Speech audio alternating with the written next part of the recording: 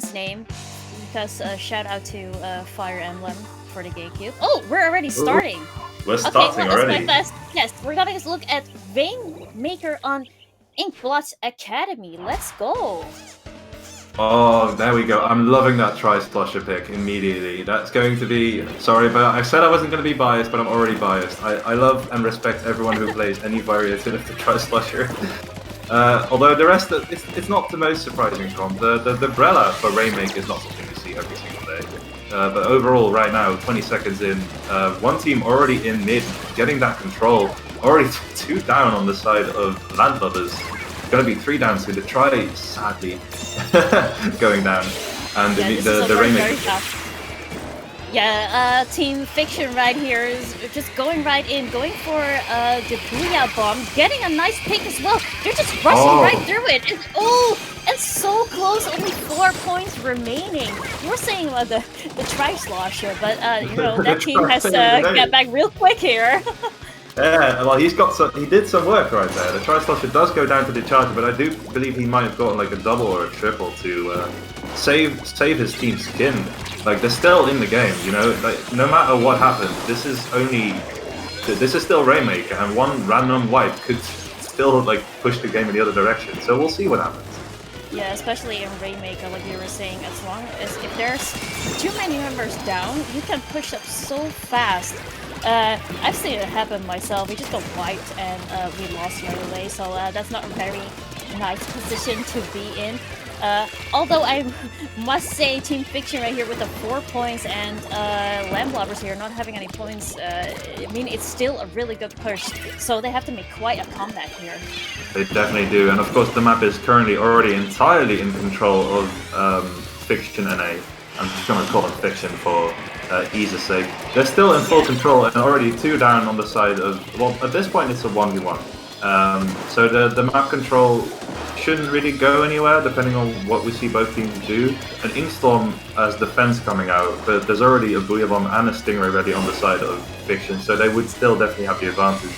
Zoran climbing up, trying to challenge our armor, managing to get the trade on the heavy, but Pain trying to put some pressure on Plat, and it's just the Umbrella alive, so it looks like Fiction's just going to go for it straight away again.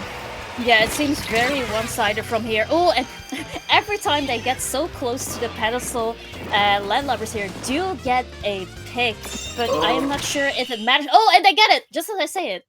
I was going to say, it just doesn't matter. I'm not sure if it really matters anymore because Fiction just has been getting the lead and the map control the entire game. They definitely were. I would definitely say they were in the advantage. Probably just like the more common team comp, the better balanced team comp, the overall just more solid gameplay.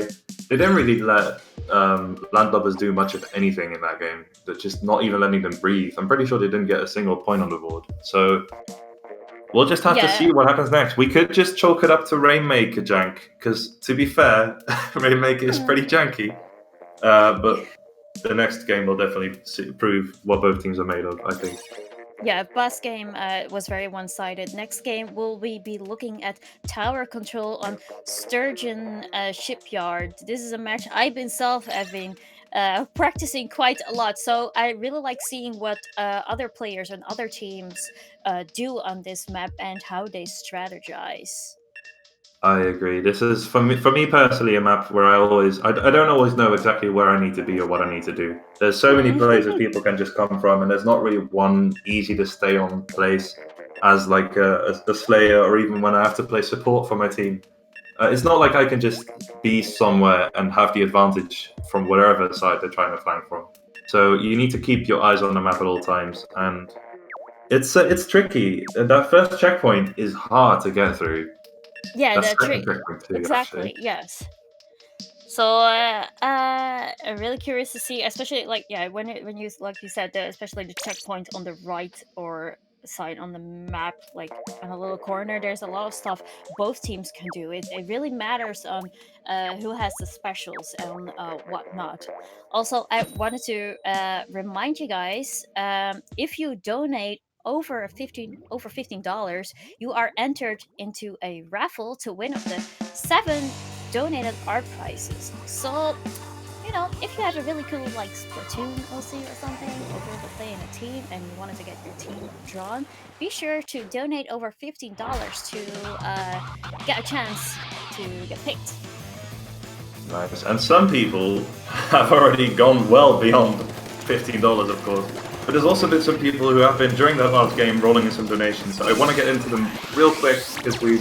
actually, I should probably just save this until after this game, because we've already been going for 20 seconds almost. Everything goes so fast! Everything goes so fast. The ends up on the side of Fiction playing a pretty standard comp once again, that charger for the Stingray, that T-Tech for the inkjet, that armor to protect that inkjet while he's in the air shooting people. A bit more, the Rella once again being pulled out on the side of Landlubbers, so they do definitely believe in that pick, and honestly it's probably a bit more standard for tower control anyway, so I support it. Especially when you're on the tower, you can defend really well with the Umbrella, I guess, in this game. And just as I'm saying that everything is going so fast, there were 3 down on Fiction, and now there are 3 down on the Landlubber, so Lucky's going it right back with the Stingray, which is really powerful in tower control. I also wanted to say, normally on, you know, especially with armor, you see people killing but NSAP is also really strong, especially when you have the suction bomb, which sticks, of course, to the tower, which is the moving objective, and it's quite powerful in this match. It definitely does, and it definitely is, but we're already... Oh, there we go. Finally.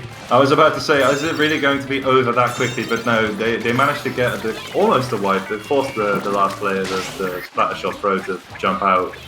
But still, they have some painting to do, they have some work to do, but at least, you know, 19, even though it is sketchy, it is still on this map beatable. Just need to get past that first scary checkpoint, of course. Getting 2 down situations, so hopefully they realize that they're in the advantage now, especially when the Luna takes down that charger and they start pushing tower, and maybe they can actually make something happen. Yeah, the Team Landlubbers playing really well here. We can see the camera on the Luna right here. Luna is a really nice pick as well. They go quite, just to say that. Oh, and 3 down on the Landlubbers, but Luna is a quite nice pick, especially, still, of course, blasters on not Rainmaker. Tower control is really strong, since you don't have to directly hit the tower. Yeah, that spy is not going to be a problem. That height difference is never going to be a problem. You don't even have to think too much about aiming. You just shoot and you kill and it's over.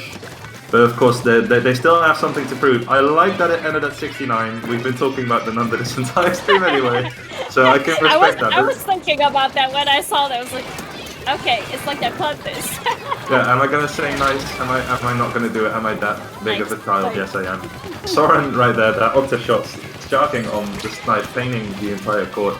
Being pressured off by the jet squelcher though, that's a pretty nice positioning for him. Although that inkjet is going to be sketchy. And they're still pushing, they're still going, they're already improving their own score at this point, but now everyone's just dropping into mid. It's a bloodbath, or I guess an ink bath in this case. And the last guy on tower is that's the Octo shot, getting the full wipe, and that's game. Yeah. I was gonna say, it's gonna be a 2v2, but Fiction here just dominating the game, getting the pick stop at the end, and getting from, even though their score was already very high, they didn't feel like they needed to defend at all. They were just going for the KO. They were going for the win. And they got it. They got it good.